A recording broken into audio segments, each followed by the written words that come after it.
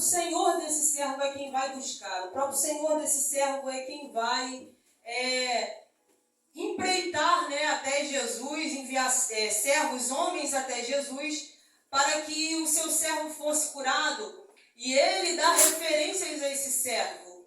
Ele, quando vê que Jesus está vindo na tua direção, quando vê que Jesus está vindo até a tua casa, ele envia logo os seus amigos e diz: olha, não sou digno de que entres debaixo do meu telhado, mas libera somente uma palavra e o meu criado há de sarar. Porque também sou homem sujeito à autoridade. Eu digo a ele vai, e vem, ele vem. Então a gente vê que esse servo, ele é alguém a quem o seu Senhor pode dar bom exemplo. É alguém a quem o seu Senhor tem exemplos a passar. E aí Jesus, ao entrar ali em Cafarnaum, cura o servo desse centurião. Logo após essa cura, logo após esse milagre, Jesus ele se direciona a uma cidade chamada Naim. Quando Jesus ele está a caminho dessa cidade, o texto ele nos diz que Jesus estava acompanhado dos seus discípulos e uma grande multidão. Nós vamos perceber que Lucas ele faz questão de expor uma distinção que há entre os discípulos e a multidão que acompanhava Jesus. Nós vamos ver que por onde Jesus passava, por onde Jesus andava, vai andar atrás dele uma numerosa multidão, uma grande multidão.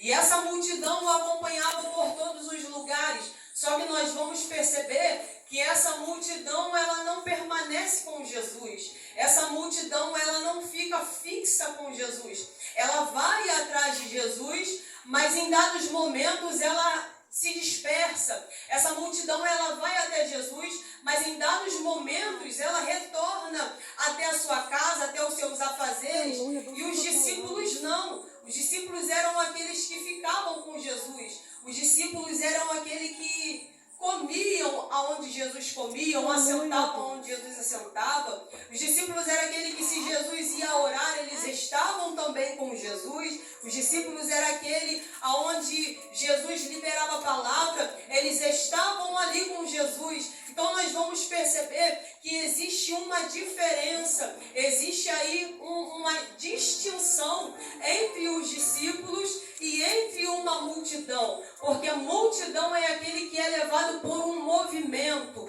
multidão é aquele que é levado por uma movimentação. Já os discípulos não, os discípulos eram aqueles que estavam, sob uma instrução do mestre. Os discípulos eram aqueles que estavam sob uma direção do mestre. Os discípulos eles não falavam aquilo que queriam, mas reproduzia tudo aquilo que eles ouviam. Os discípulos eram aqueles que não faziam as suas próprias vontades, mas eram aqueles que obedeciam a um comando. Já a multidão não. A multidão ela só queria milagre. A multidão ela só queria estar atrás de Jesus quando tinha um pão. A multidão só queria estar atrás de Jesus quando tinha uma movimentação diferente, quando tinha algo diferente para acontecer. Mas nunca se firmavam, nunca estavam com Jesus ali constantemente, porque movimento sem discipulado não firma ninguém. Movimento sem discipulado não transforma ninguém.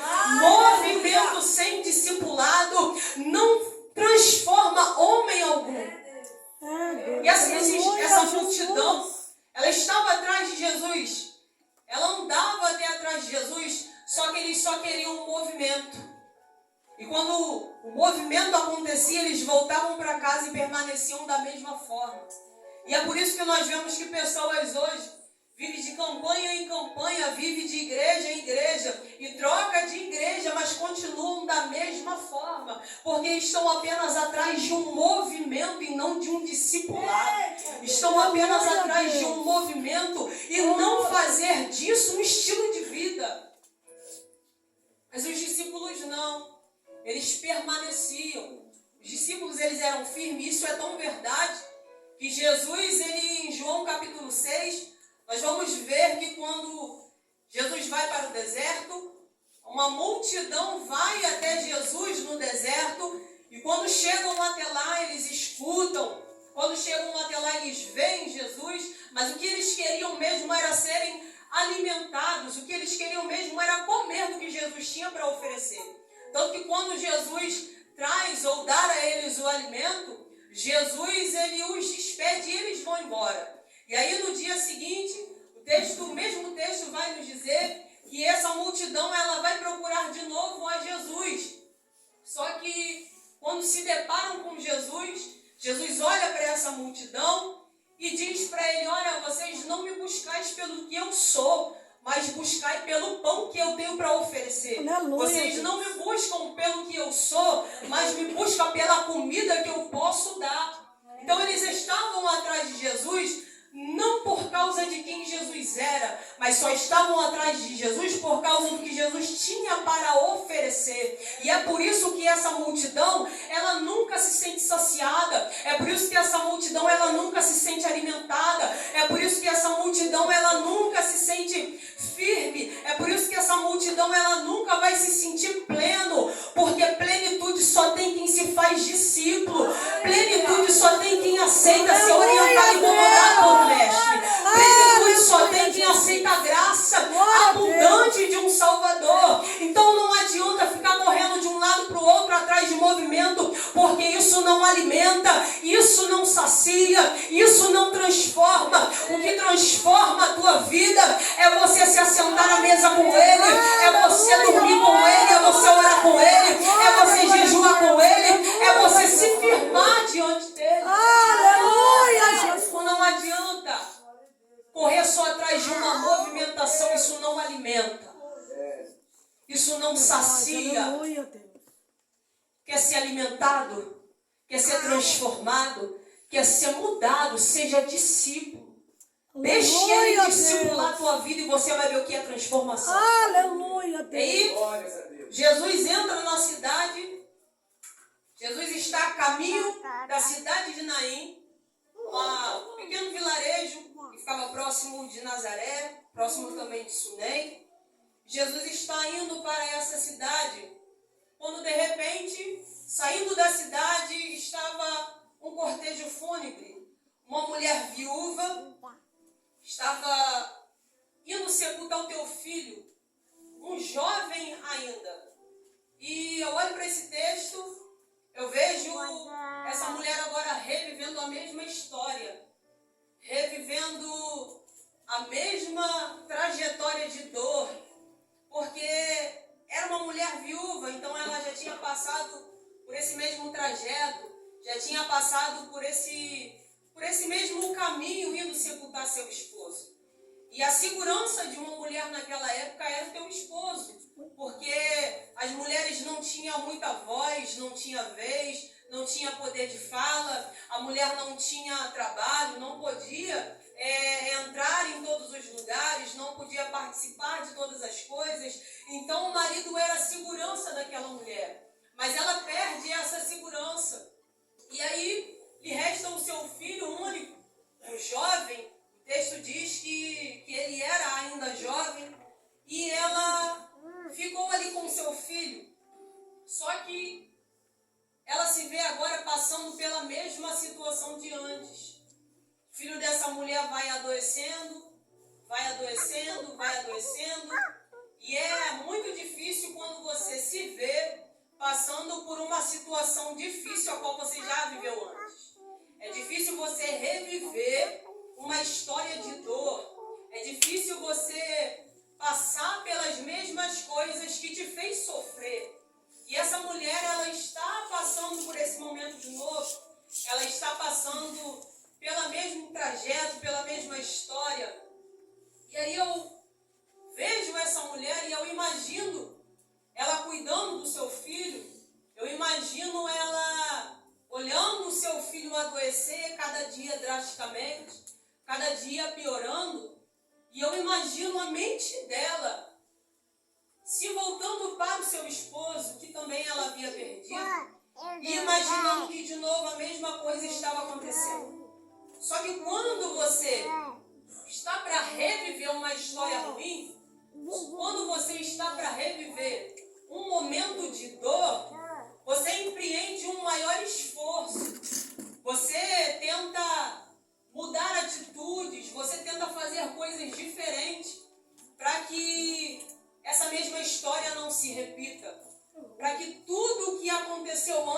não venha a acontecer de novo. E aí você se esforça mais, e aí você aguenta mais, você passa a fazer mais de um papel, porque você não quer perder. E aí eu vejo essa mulher fazendo os dois papéis, porque o filho dela havia ficado em lugar do esposo, então ele estava com a responsabilidade sobre a sua mãe, ele estava com a responsabilidade do seu lar, da sua casa, mas aí ao adoecer, essa mulher ela toma sobre si essa responsabilidade e ela precisa resistir, ela precisa aguentar, ela precisa suportar ali, ver o teu filho adoecer, ver que ela tem que tomar agora um lugar que não é dela, que ela agora tem que tomar essa responsabilidade e ela em nenhum momento abandona, ela em nenhum momento larga, ela em nenhum momento deixa, porque é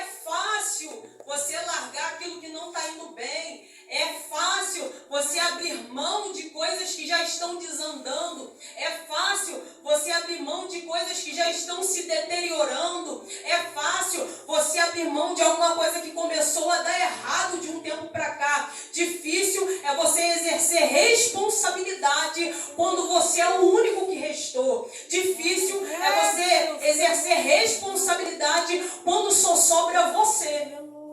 Aí é difícil. Aí é difícil. E ela é obrigada agora a tomar essa responsabilidade porque só resta ela.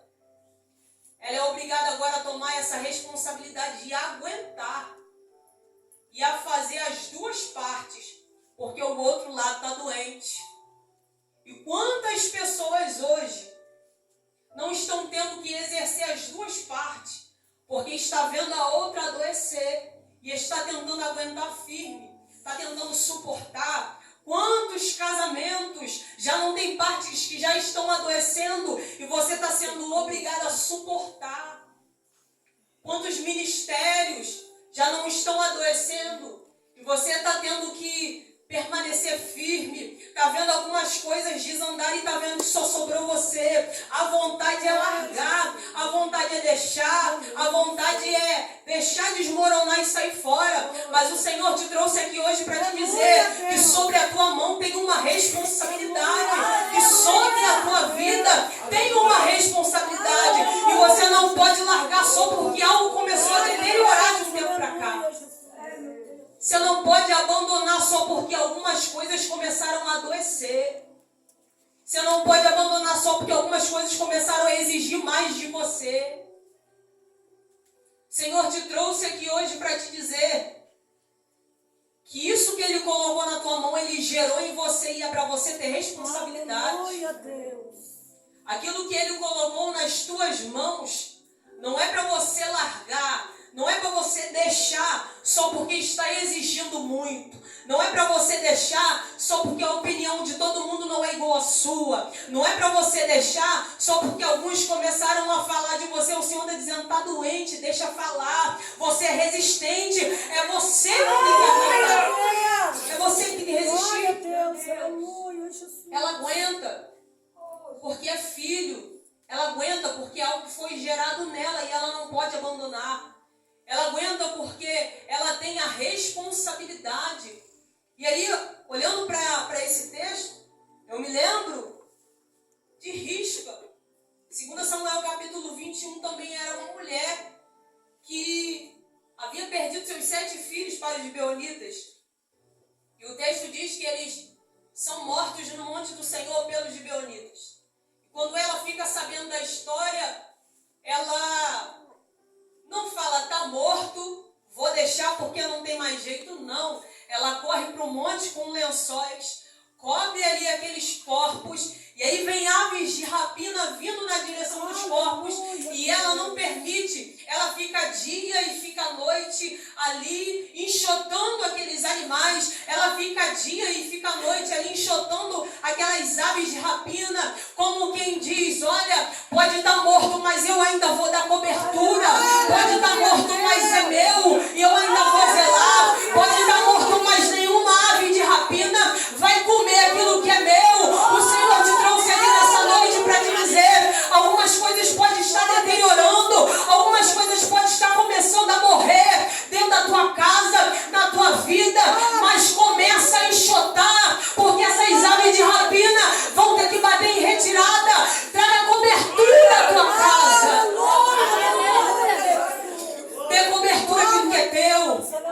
Dê cobertura ao teu casamento. Dê cobertura ao teu ministério. Dê cobertura ao teu filho que tem dado trabalho. Dê cobertura ao teu casamento que está exigindo mais de você do que do outro. Dê cobertura. E nenhuma ave de rapina vai tomar o que é teu. Essa mulher, ela cuida, ela zela. Ela aguenta firme. Está sofrendo, mas ela está aguentando. Está chorando, mas ela está ali. Está tendo que suportar e ela não abandona, ela fica firme. Até que acontece do filho dela falecer. E quando o filho dela falece, ela tem que preparar ali, fazer os preparativos do funeral do seu filho. Ela tem que fazer todo o preparativo, e essa talvez seja a parte mais difícil. É onde ela tem que reconhecer que acabou, que ela tem que reconhecer que morreu. E aí quando ela está já saindo da cidade, porque os corpos, quando mortos, as pessoas não podiam ser enterradas dentro da cidade por causa da impureza de todo o ritual. E aí ela está saindo da cidade para sepultar seu filho. Quando saindo da cidade, ela se depara com Jesus entrando.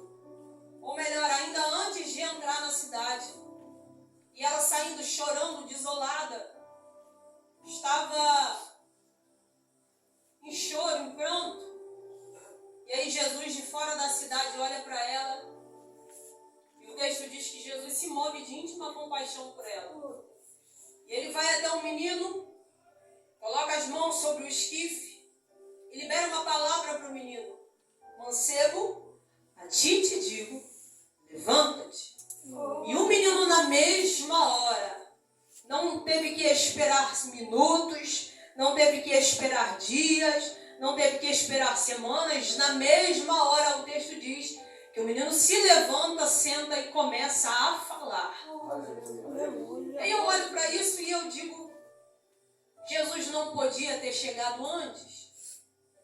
Jesus não podia ter passado antes da casa dela, não podia ter visitado antes, porque se olharmos esse texto, nós não vamos ver outra coisa que Jesus tenha ido para fazer nessa cidade. Só mostra o relato de Jesus curando, né, ressuscitando esse menino, e depois não diz que Jesus permaneceu. Então nos leva a crer que Jesus só foi ali para curar, para ressuscitar esse menino. Então Jesus não podia ter feito antes, não podia ter curado antes do menino morrer. Podia. Mas Jesus, ele vai permitir algumas coisas acontecerem na nossa vida, porque muitas das vezes nós só vamos alinhar o nosso caminho com o dele na roda de dor. Muitas das vezes nós vamos ter que passar pelo caminho de dor, pelo sofrimento, para poder alinhar o nosso caminho com o caminho do Mestre. Muitas das vezes, e é por isso que Jesus permite, porque ele sabe que se ele curar ou fizer algumas coisas na nossa vida, nós vamos receber e nada mais vai acontecer. Mas aqui Jesus não queria só curar, Jesus queria alinhar o caminho dela ao dele. Jesus queria alinhar a rota dela à rota dele. Aleluia. Jesus queria nivelar o caminho dela com o caminho dele. Existem algumas coisas na nossa vida que nós não vamos recorrer a Jesus enquanto não piorar. Não vamos recorrer a Jesus enquanto não ficar de uma maneira da qual a gente não tenha mais controle. A gente quer ajeitar, a gente quer enfeitar, quer deixar bonitinho. E aí Jesus vai permitindo. Enquanto está na sua mão e enquanto você pode fazer, vai fazendo do teu jeito. Mas aí as coisas vão apertando. Aí as coisas, o cinto vai apertando.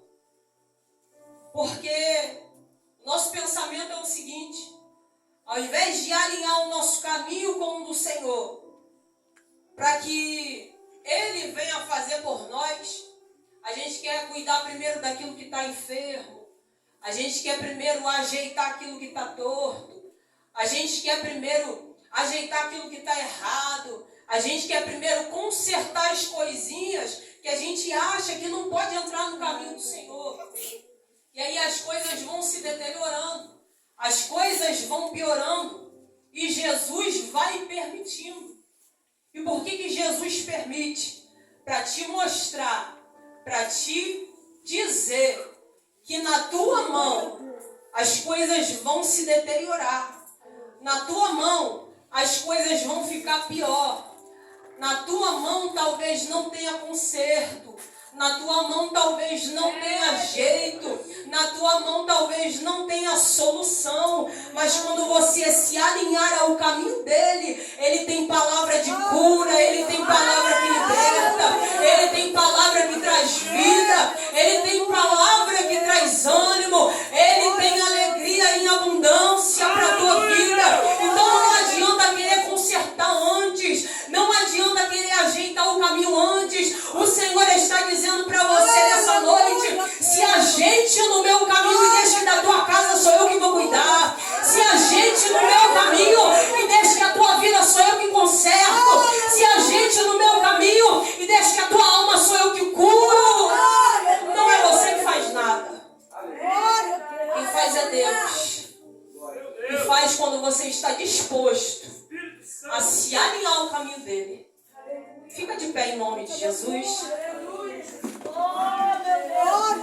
O Senhor está mandando dizer para alguém aqui hoje: ainda tem jeito para você, mas não é você que conserta. Ainda tem jeito para a tua vida, mas não é você que transforma, é a minha palavra. Tem jeito e tem solução para a sua casa, mas não vai acontecer nada se for do teu jeito, da tua maneira. Não vai acontecer nada se for da tua forma. Mas se você se alinhar no meu caminho, a minha palavra vai lavar. Se você se alinhar ao meu caminho, a minha palavra vai curar. Se você se alinhar ao meu caminho, a minha palavra vai alcançar até quem está dentro da tua casa. O Senhor te trouxe aqui para te dar uma oportunidade antes que comece a piorar. O Senhor te trouxe aqui hoje para te dar uma oportunidade antes que comece a morrer e aí não tenha mais jeito, não tenha mais solução. Se alinhe nessa noite com o caminho do Senhor.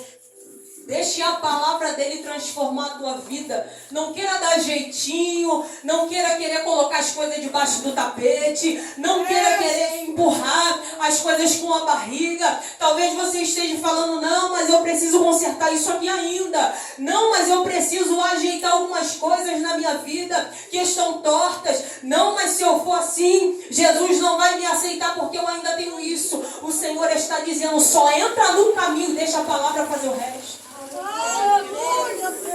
Entra no caminho. Deixa que a palavra ela tenha um poder suficiente para penetrar até a tua alma, lavar o teu espírito, lavar o teu interior. O Senhor tem vida para você nessa noite. Feche os teus olhos, coloque a mão sobre o teu coração. Oh, diga para Deus.